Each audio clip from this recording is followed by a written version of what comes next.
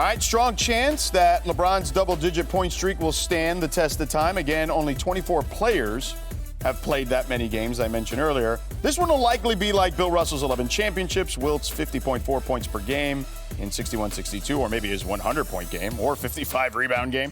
John Stockton and his more than 15,000 career assists, or even Steph Curry's 4,133 three-pointers, and of course, still counting. So the Lakers in Boston tonight, taking on the Celtics. Our Dave McMiniman joins us here now.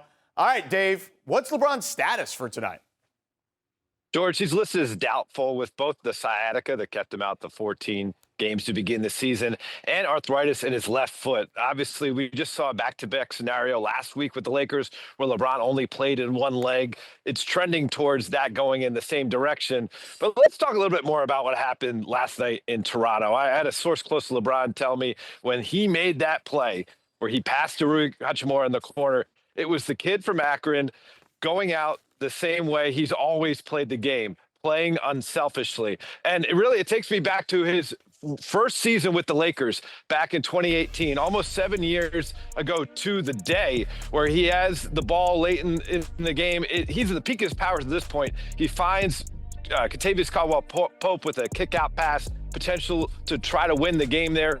LeBron could have tried to score there, but the better pass was finding Kentavious Caldwell-Pope. Just like last night, he could have tried to force the issue, take Emmanuel quickly, a smaller player inside. He found a wide-open Rui Hachimura for the three, and the Lakers kept that momentum going. A good start to this East Coast road trip because, again, with no LeBron tonight and obviously some other challenges for their lineup, they need to stack wins while they can. Yeah, and again, LeBron playing a season-high 36 minutes yesterday, Dave, in that game against Toronto, and empowering his guys for sure, trusting Rui Hachimura. But let's talk Luka Doncic now, who's out for personal reasons. When are the Lakers expecting him back?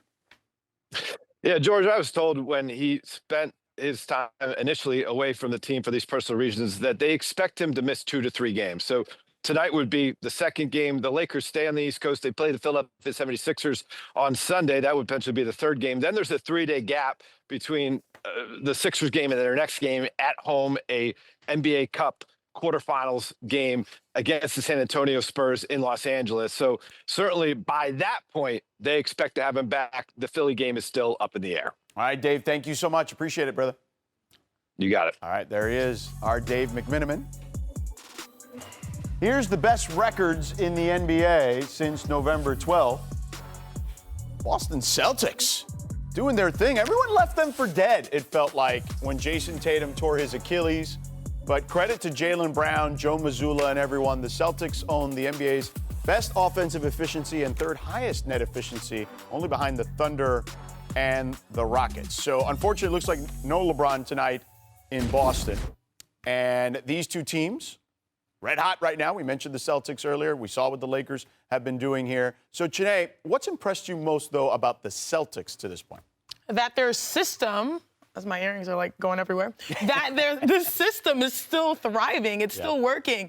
If there's one word to describe Joe Mazzulla, I'd say an enigma. But it works to his advantage because he has the guys believing that they still are capable, and they absolutely are more than capable. They're exceeding expectations. I'm talking about, during this 8-2 run of the last 10 games that they've done really well.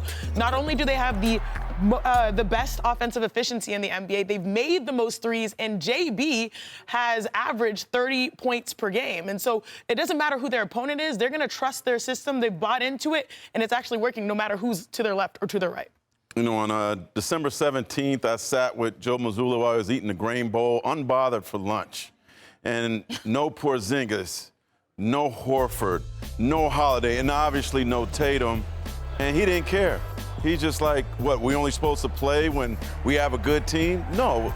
He believed that their team was going to be great anyway. He believes if they play tough on both ends of the court and pay attention to detail that they'll still win. And now they've won 8 of their last 10 games. So, I think right now he's doing an amazing coaching job under the circumstances. He didn't answer when I asked him about Tatum, though, in his future. So we'll see there, too, later on. This is not just 8 of the last 10. Look at who they've beaten. They've beaten the Pistons. They've beaten the Cavs. They've beaten the Magic. They've beaten the Knicks. And, Chiney talked about Jaylen Brown and his score in the 40-point games. Pritchard had 40-point game against the Cavs. But look at these other dudes at the beginning of the season look like creative players. There's Walsh, Gonzalez, Minot. These guys who you did not think about, who are contributing defensively, helping them with the rebounds, and who are people that Jaylen Brown and Pritchard can trust to get the ball down low. They're humming on all cylinders in a way that I, quite frankly, did not expect. And I know, Mark, you didn't get an answer about Tatum, but if Tatum comes back, the East needs to watch out for the Celtics squad. Yeah, I would say they need to watch out right now.